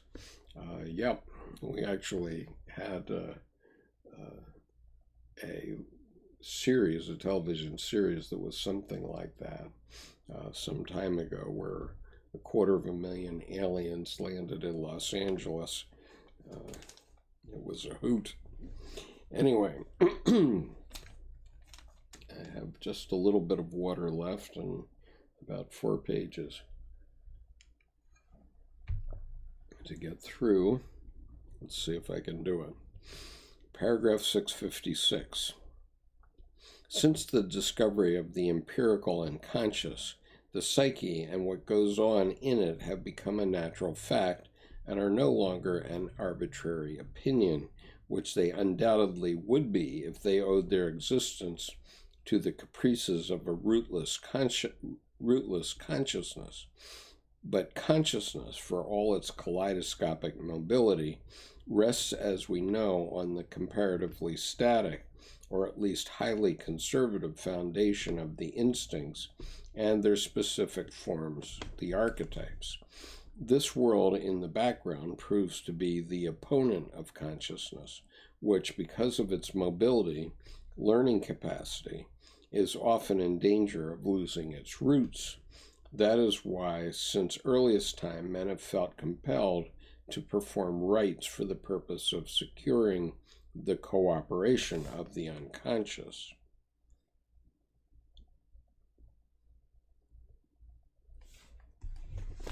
In a primitive world, no one reckons without his host. He is constantly mindful of the gods, the spirits, or fate, and the magical qualities of time and place, rightly recognizing that man's solitary will is only a fragment of a total situation.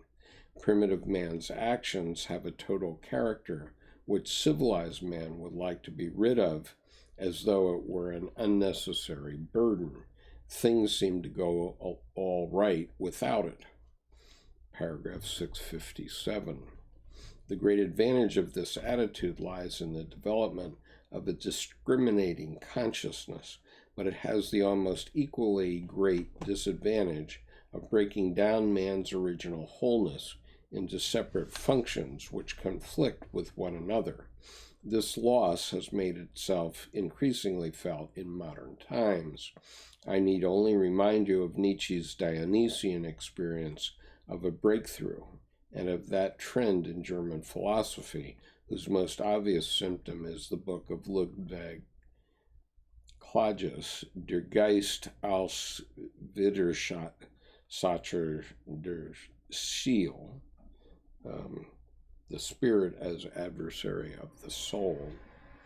Through this fragmentation process, one or other of the functions of consciousness becomes highly differentiated and can then escape the control of the other functions to such an extent that it attains a kind of autonomy, constructing a world of its own into which these other functions are admitted only so far as they can be subjugated to the dominant function.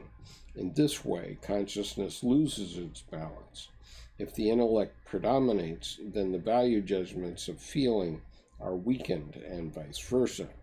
Again, if sensation is predominant, intuition is barred, this being the function that pays the least attention to tangible facts.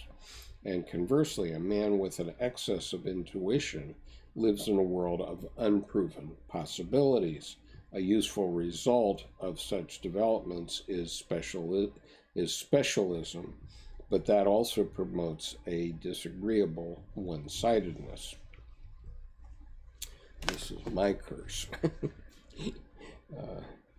I live in a world of unproven possibilities.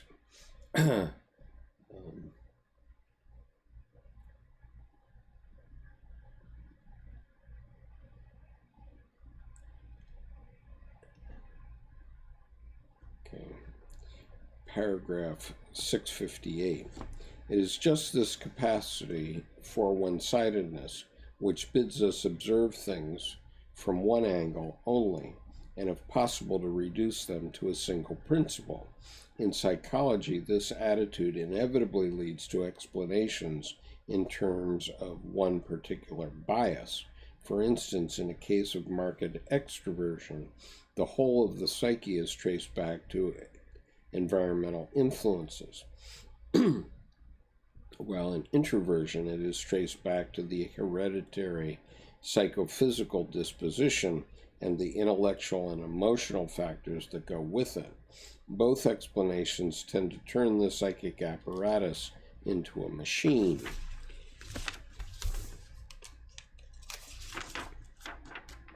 Anyone who tries to be equally fair to both points of view is accused of obscurantism. Yet both of them should be applied, even if a series of paradoxical statements is the result. Hence, in order to avoid multiplying the principles of explanation, one of the easily recognizable basic instincts will be preferred at the expense of others. Nietzsche bases everything on power, Freud on pleasure and its frustration. While in Nietzsche, the unconscious can be felt as a factor of some importance, and in Freud became a sine qua non of his theory, though without ever sloughing off the character of being something secondary and nothing but the result of repression. In Adler, the field of vision is narrowed down to a subjective prestige psychology, where the unconscious as a possibly decisive factor disappears from sight altogether. This fate has also overtaken Freud's psychoanalysis as practiced by the second generation. The significant beginnings he made toward a psychology of the unconscious stopped short at a single archetype, that of the Oedipus complex, and were not developed further by the more rigorous of his pupils.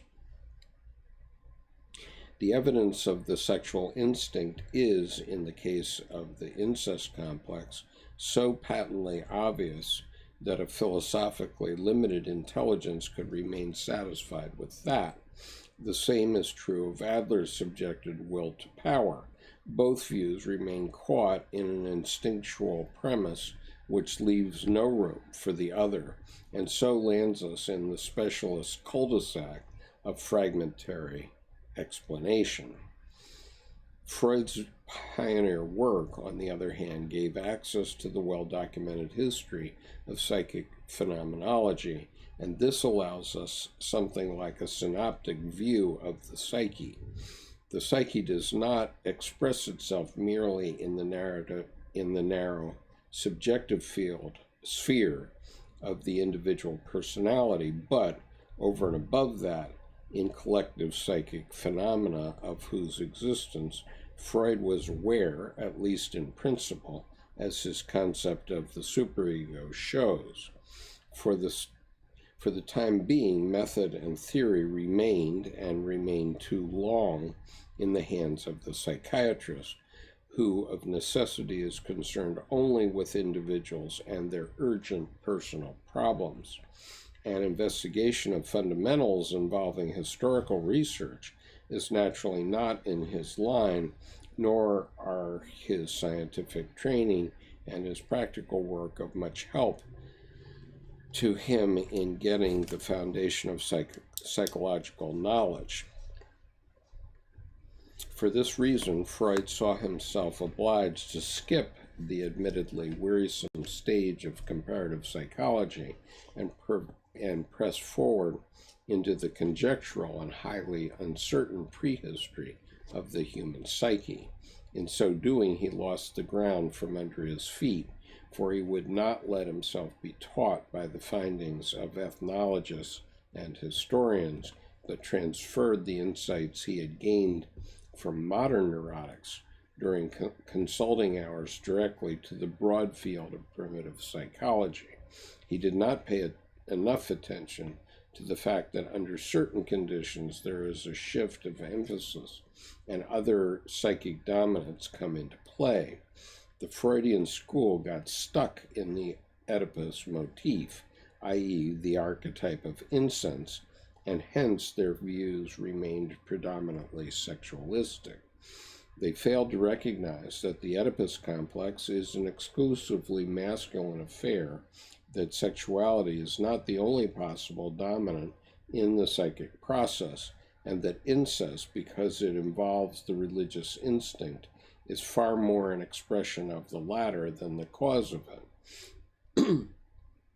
I will not mention my own endeavors in this field, since for most people they have remained a book with 7 seals.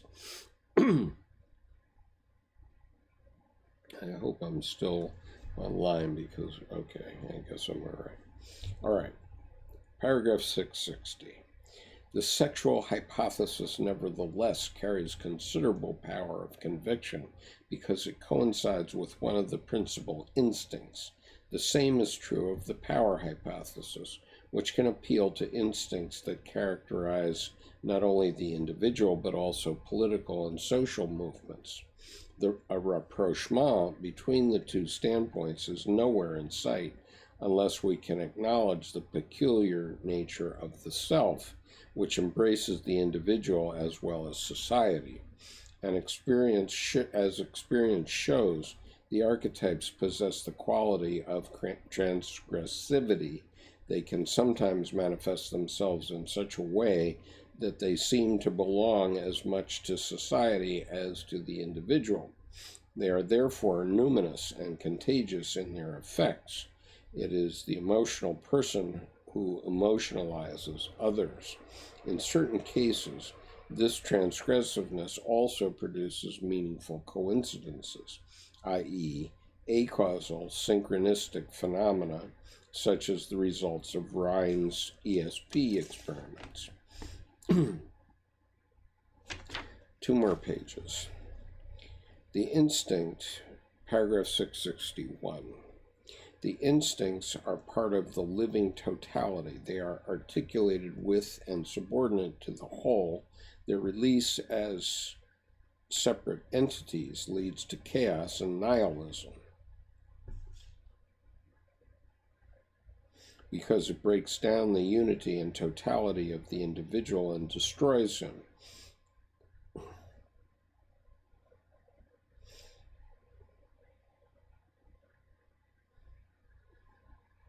That's very interesting in terms of its implications for the so-called NoFap movement, which might be trying to break down individuality, but that's a different topic.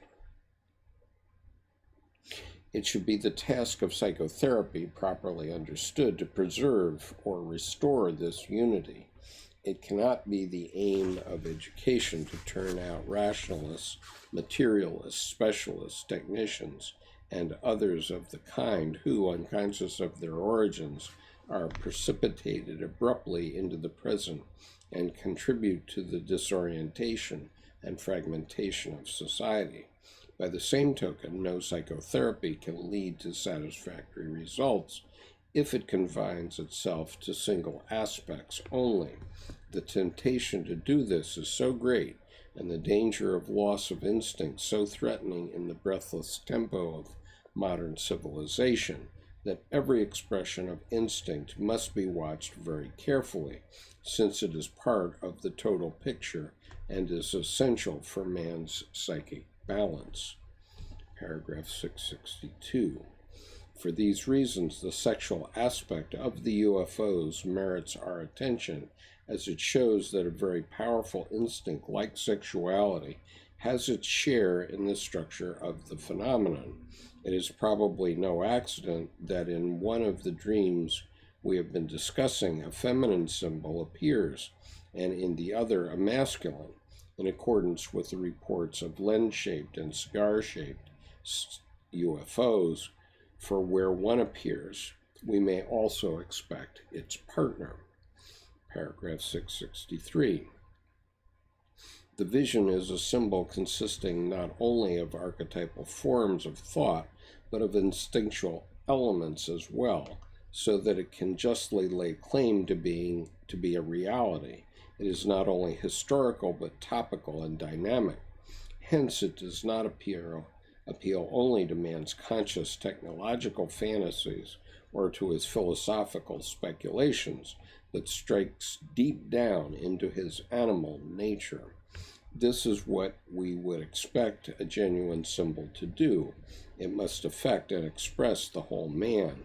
However unsatisfactory a sexual interpretation may be in this case, the contributions it makes should not be overlooked and must be given due consideration. Paragraph 664. In the same way, the power instinct expresses itself in both dreams. The dreamer appears in a unique situation.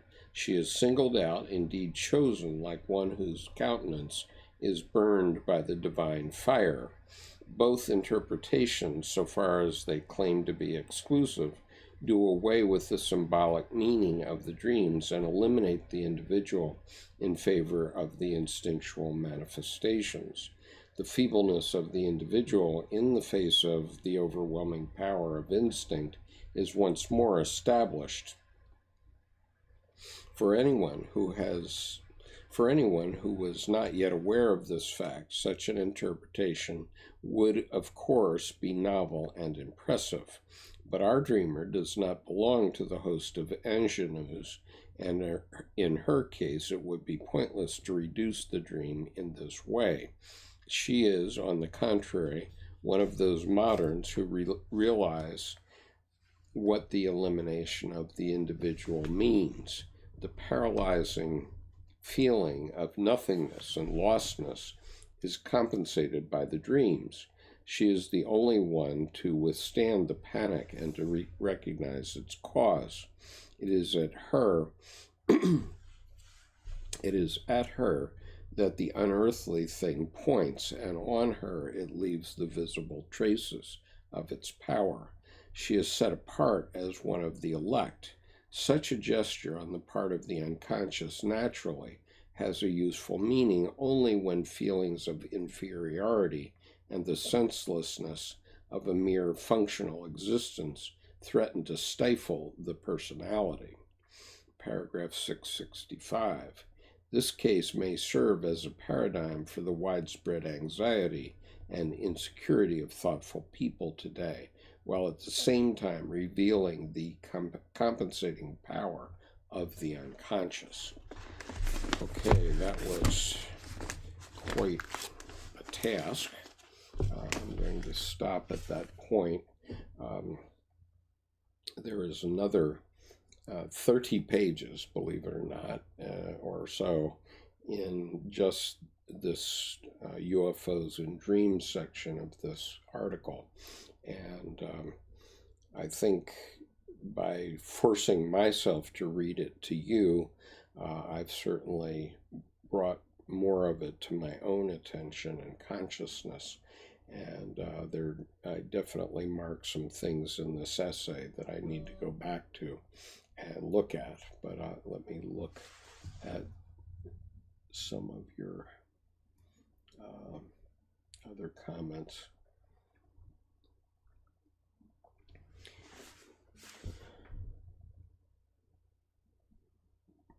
Hermit says, I think the view of some of the early church fathers is far superior to the ancient alien view.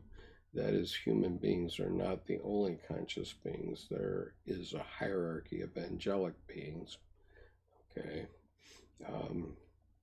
that have interacted with humans. And Gredon says, haha, I love Philip K. Dick. Mallory says, me too. The hermit Origin, for example, said explicitly that angels taught humans astrology in his commentary on Genesis. Yeah, that may be. And, of course, Origen was a Gnostic, and so he was suppressed. The Grenade, yes, but in Greek mythology, the stars were the gods. Humans have an innate fascination with the skies and stars. And the hermit says in the ancient Near East, stars were thought of as divine beings too. Okay, so in all of our background are those ideas. As you hear, I have no voice left. But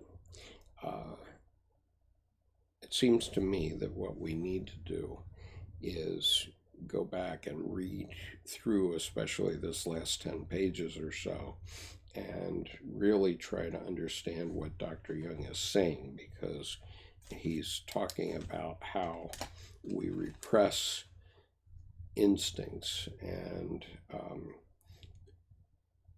in so doing we prevent ourselves from reaching wholeness. And he talks about how the hermits and other adepts were going out into the woods and meditating and doing other things in order to get insight into what the issues were. And all of us can get insight into that, it seems to me, if we think about it. But, you know, I think one of the very interesting points that comes to my attention here is the idea that suppressing sexuality is not a very healthy thing. And so that, in my mind, gives the lie to the NoFap tradition, and that's being sold. And I think it's very interesting that Dr. Jung makes the comment that if you do that, that breaks down your unity, it breaks down your individuality, and makes you more manageable by the powers that be. So just think of that, if you will.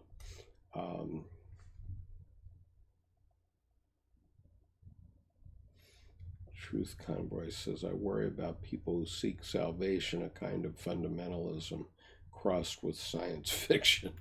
And they have imagined whole sets of alien saviors, I have no doubt. I'm not going to comment further on that at this point, but I expect to in future times. Okay, so I am now well and truly into this essay. I'm about 50 pages into an essay that still has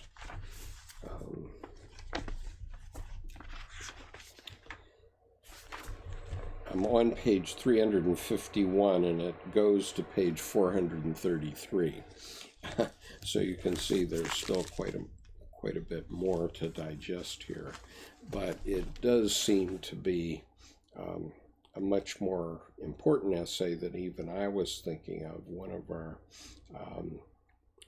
our subscribers had asked me to read it, and I had steered away from it because I didn't think it was so important. But now, as I've read this part today, I've started to see that it's extremely important, because he has a lot of things to say for what's happening to us in current events today. And so I would urge you to get a hold of it. It's volume 10 of the collected works of C.G. Jung, Civilization in Transition. And it's the essay on flying saucers, a modern myth of things seen in the sky. And basically what he's talking about is what happens when psychically we're generating those ideas. Let's see, Grenade, something you said got monitored here. I think some of the moderates in NoFap just think masturbating to pornography is bad because it desensitizes men to real life women. I don't agree that that's true, but I will definitely show your comment. And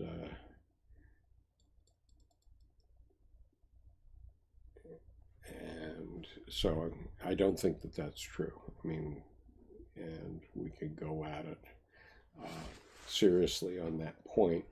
Sean says, do you think we can put electricity through all of Africa and bring them online? Well, certainly I do think that, because my wife was involved in solar electrification, mainly in India, over the last 30 years.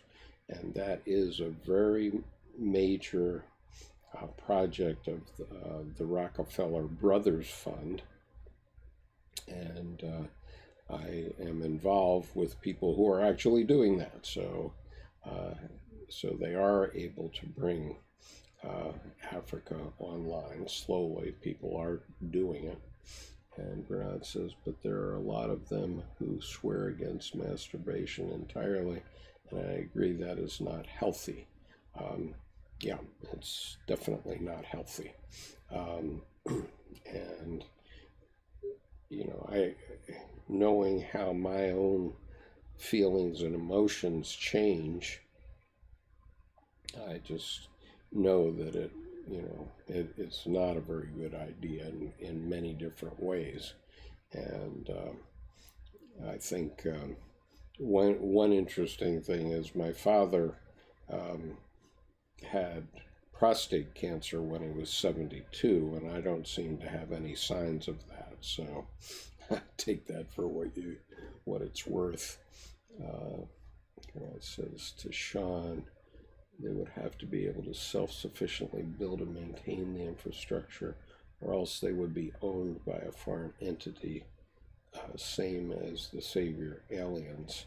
Well, we're all owned by something or not, so don't kid yourself. We're all slaves one way or another. And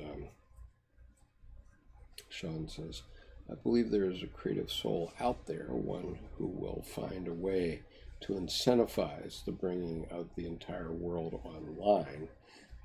Yes, those people do exist, and if we need to connect you up with the right people, we can do that. And Truth Convoy says, I think there's a difference between natural self-stimulation and Poe-driven self-stimulation, and not being a prude, but the algorithm is, okay, well, if I'm not gonna, done for today with my voice, so I'm not really going to get into this. But whether it's self-stimulation or otherwise, I think the rule has always been use it or lose it. And I know that James Hillman, at least, who was one of Jung's followers in the last half of the 20th century, wrote in a book called A Blue Fire that we should be delivering magazines to prisons because that would be helpful and helpful toward men